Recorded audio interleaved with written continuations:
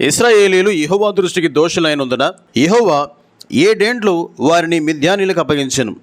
మిద్యానీయుల చెయ్యి ఇశ్రాయేలీయుల మీద హెచ్చాయని గనక వారు మిద్యానీయుల ఎదుట నిలవలేక కొండలనున్న వాగులను, గుహలను, దుర్గములను తమకు సిద్ధపరచుకునిరి.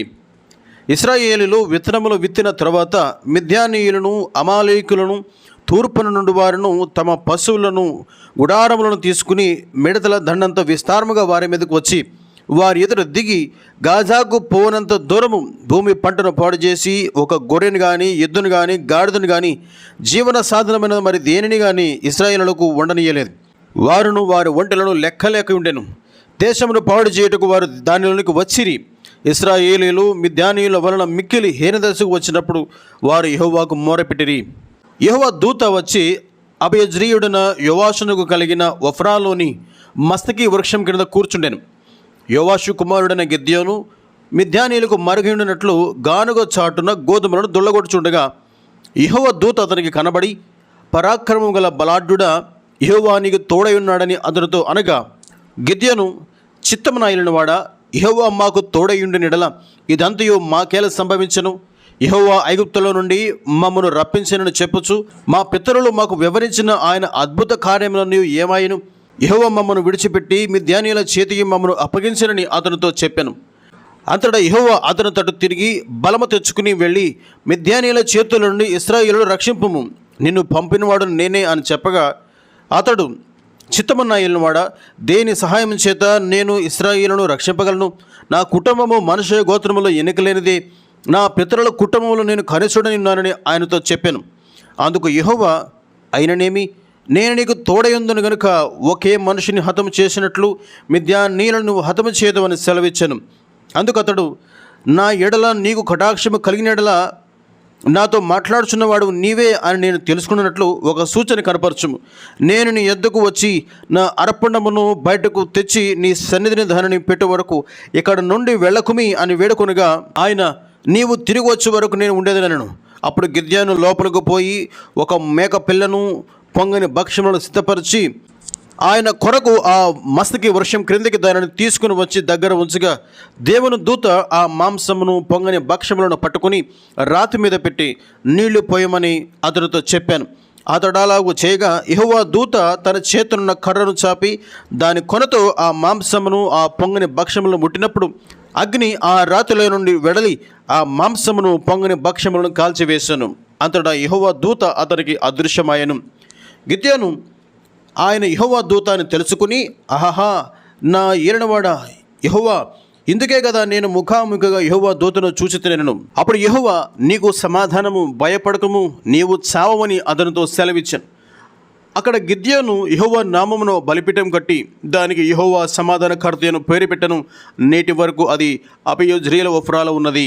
మరియు ఆ రాత్రి అందే యెహోవా, నీ తండ్రి కోడెను అనగా 7 ఏండ్ల 2వ ఎద్దును తీసుకుని వచ్చి నీ తండ్రి కట్టిన బయలు యొక్క బలిపీఠమును పడగొట్టి దానికి పైగానున్న దేవతా స్తంభమును నరికివేసి తగిన ఏర్పాటుతో ఈ బండ కొనను నీ దేవుడైన యెహోవాకు బలిపీఠమును కట్టి ఆ 2వ కోడిని తీసుకుని వచ్చి నీవు నరికిన ప్రతిమ యొక్క కర్రతో దహన బలి నర్పించుమని అతనితో చెప్పాను. కాబట్టి గిద్యోను తన పనివారిలో 10 మందిని తీసుకుని వచ్చి యెహోవా తనతో చెప్పినట్లు చేశాను. అతడు తన పితరుల కుటుంబమునకు ఆ ఊరి వారికి భయపడినందున పగలు దానిని చేయలేక రాత్రి వేళ చేశాను. ఆ ఊరి వారు వేకువని లేచినప్పుడు బయలు యొక్క బలిపీఠము విరగొట్టబడి ఉండెను. దానికి పైగానున్న దేవతా స్తంభమును పడద్రోయబడి ఉండెను. కట్టబడిన ఆ బలిపీఠం మీద ఆ 2వ ఎద్దు అర్పింపబడి ఉండెను. అప్పుడు వారు ఈ పని ఎవరు చేసినదని ఒకరితోనొకరు చెప్పుకొనుచు విచారణ చేసి వెదకి యోవాషు కుమారుడైన గిద్యోను ఆ పని చేసినట్టు తెలుసుకునిరి. కాబట్టి ఆ ఊరి వారు, నీ కుమారుడు బయలు యొక్క బలిపీఠమును పడగొట్టి దానికి పైగానున్న దేవతా స్తంభమును పడద్రోసిన కనుక అతడు చావవలెను, వారిని బయటకు తెమ్మని యోవాషుతో చెప్పగా, యోవాషు తనకు ఎదురుగా నిలిచిన వారందరితో, మీరు బయలుపక్షముగా వాదింతురా, మీరు వాని రక్షించుదురా? వాని పక్షముగా వాదించువాడు ఈ ప్రొద్దుననే చావలను. ఎవడో వాని బలిపీఠమును విరగొట్టును గనుక వాడు దేవత అయినందున తన పక్షమున తానే వాదించవచ్చును. ఒకడు తన బలిపీఠమును విరగొట్టినందున అతనితో బయలు వాదించుకుని చెప్పి ఆ దినమున అతనికి యెరుబ్బయలను పేరు పెట్టాను. మిద్యానీయులందరూ, అమాలేకీలందరూ, తూర్పు వారందరూ కూడి వచ్చి నది దాటి యెజ్రెయేలు మైదానంలో దిగగా యెహోవా ఆత్మ గిద్యోనును ఆవేశించాను. అతడు బోర ఊదినప్పుడు అబియెజరు కుటుంబం వారు అతని ఎదుగు వచ్చిరి. అతడు మనుషులందరి ఎదుగు దూతలను పంపగా వారును కూడుకుని అతని ఎదుగు వచ్చిరి. అతడు ఆషేరు, జెబూలూను, నఫ్తాలి గోత్రముల వారి ఎదుగు దూతలను పంపగా వారును కూడిన వారిని ఎదుర్కొనుటకు వచ్చిరి. అప్పుడు గిద్యోను, నీవు సెలవిచ్చినట్లు నా చేత ఇశ్రాయేలును రక్షించని ఉద్దేశించిన ఎడల నేను కళ్ళమున గొర్రెబొచ్చు ఉంచిన తర్వాత నేల అంతయు ఆరియుండగా ఆ గొర్రెబొచ్చు మీద మాత్రమే మంచు పడిన ఎడల నీవు సెలవిచ్చినట్లు ఇశ్రాయేలును నా మూలముగా రక్షించదవని నేను నిశ్చయించుకుందనని దేవునితో అనెను. అలాగున జరిగెను. అతడు ప్రొద్దుట లేచి ఆ బొచ్చును పిడిచి నీళ్లతో పాత్ర నిండు వరకు ఆ బొచ్చు నుండి మంచును పిండెను. అప్పుడు గిద్యోను, నీ కోపము నా మీద మండనీకము, ఇంకొక మారే ఆ బొచ్చు చేత శోధింప సెలవిము. నేల అంతటి మీద మంచు పడి ఉండగా ఆ బొచ్చు మాత్రమే పొడిగా ఉండనిమ్మని దేవునితో అనగా ఆ రాత్రి దేవుడు అలాగున చేసెను. నేల అంతటి మీద మంచు పడినను ఆ బొచ్చు మాత్రమే పొడిగా ఉండెను. అప్పుడు గిద్యోనును అతనితో ఉన్న జనులందరూ వేకువను లేచి హరోదు బావి యొద్ద దిగగా లోయలోని మోరే కొండకు ఉత్తరముగా మిద్యానీయుల దండెపాళెం వారికి కనబడెను. యెహోవా, నీతోనున్న జనులు ఎక్కువ మంది, నేను వారి చేతికి మిద్యానీయులను అప్పగింప తగదు. ఇశ్రాయేలీలు నా బాహుబలము నాకు రక్షణ కలుగజేసుకొననుకుని నా మీద అతిశయించదనేమో. యెహోవా చెప్పిన పరీక్షల్లో గెలిచిన 300 మంది ద్వారా నేను మిమ్మల్ని రక్షించదను. మిగిలిన జనులందరూ తమ తమ చోట్లకు వెళ్ళవచ్చని గిద్యోనుతో సెలవివ్వగా 31,700 మంది తమ తమ స్థలాలకు వెళ్ళిపోయిరి. ఆ రాత్రి యెహోవా గిద్యోనుతో ఇట్లనెను, నీవు లేచి దండు మీదకు పొమ్ము, నీ చేతికి దానిని అప్పగించదను. పోవటకు నీకు భయమని ఎడల నీ పనివాడిన పూర్వతో కూడా దండకు దిగిపోము. వారు చెప్పుకొనుచున్న దానిని వినిన తర్వాత నీవు ఆ దండులోనికి దిగిపోవటకు నీ చేతులు బలపరచబడినని చెప్పగా అతడును అతని పనివాడిన పూరాయును ఆ దండులోనున్న సన్నద్ధులు పోయిరి. మిద్యానీయులను, అమాలేకీయులను, తూర్పు వారును లెక్కకు మిడతల వలె ఆ మైదానంలో పరుండి వారి ఒంటెలు సముద్ర తీరమందున్న ఇసుక రేణువుల వలె లెక్కలేనివై ఉండెను.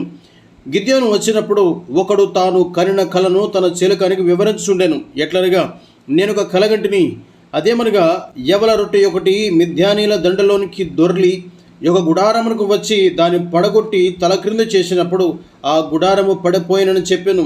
అందుకు వాని చెలికాడు, అది ఇశ్రాయేలు వాడైన యెహోషు కుమారుడు గిద్యోను కడ్డమే గాని మరేమీ కాదు. దేవుడు మిద్యానీయులను ఈ దండంతటిని అతని చేతికి అప్పగింపబోచున్నాడని ఉత్తరమిచ్చును. గిద్యోను ఆ కల వివరమును దాని తాత్పర్యమును వినినప్పుడు అతడు యెహోవాకు నమస్కారం చేసి ఇశ్రాయేలుల దండలోనికి తిరిగి వెళ్ళి, లెండి, యెహోవా మిద్యానీయుల దండను మీ చేతికి అప్పగించుచున్నాడని చెప్పి ఆ 300 మందిని 3 గుంపులుగా చేసి బూరను, వట్టి కుండను, ఆ కుండలలో దివిటీలను ప్రతి వాని చేతికిచ్చి వారితో ఇట్లనెను, నన్ను చూచి నేను చేయనట్లు చేయుడి. ఇదిగో నేను వారి దండు కొట్టకొనకు పోచున్నాను. నేను చేయనట్లు మీరును చేయవలను. నేనును నాతో ఉన్నవారిను బోరలు ఊదినప్పుడు మీరును దండె పాళ్లమంతటి చుట్టూ బోరను ఊదుచు యెహోవాకును గిద్యోనుకును విజయమని కేకలు వేయవలని చెప్పెను. అట్లు నడిజాము మొదటి కావలి వారు ఉంచబడగాని గిద్యోనును అతనితోనున్న 100 మంది దండె పాళము కొట్టకొనకు పోయి బూరలను ఊది తమ చేతులను కుండలను పగలగొట్టిరి. అట్లు ఆ 3 గుంపుల వారు బూరలు ఊదుచు ఆ కుండలను పగలగొట్టి ఎడమ చేతులలో దివిటీలను, కుడి చేతులలో ఊదరకు బూరలను పట్టుకుని యెహోవా ఖడ్గము, గిద్యోను ఖడ్గము అని కేకలు వేసిరి. వారిలో ప్రతి వాడును తన చోటను దండు చుట్టూ నిలుచుండగా ఆ దండు వారందరూ పరిగెత్తుచు కేకలు వేచు పారిపోయి ఆ 300 మంది బోరలను ఊదినప్పుడు యెహోవా దండంతటిలోనూ ప్రతి వాని ఖడ్గమును వాని పొరుగు వాని మీద త్రిప్పెను. దండు శరీరాతు వైపుననున్న బేత్షిత్తా వరకు, తబ్బాతు నొద్దనున్న ఆబెల్మెహోలా తీరము వరకు పారిపోగా నఫ్తాలి గోత్రముల నుండి, ఆషేరు గోత్రముల నుండి, మనష్షే గోత్రముల నుండి పిలిపింపబడిన ఇశ్రాయేలులు కూడుకుని మిద్యానీయులను తరిమిరి. మరియు వారు మిద్యాను అధిపతులైన ఓరేబు, జయోబు అని ఇద్దరిని పట్టుకుని ఓరేబు బండ మీద ఓరేబును చంపిరి. జయోబు ద్రాక్షల తొట్టి యొద్ద జయోబును చంపి మిద్యానీయులను తరుముకుని పోయిరి. ఓరేబు, జయోబుల తలలను యోర్దాను అవతలికి గిద్యోను నదికి తెచ్చిరి.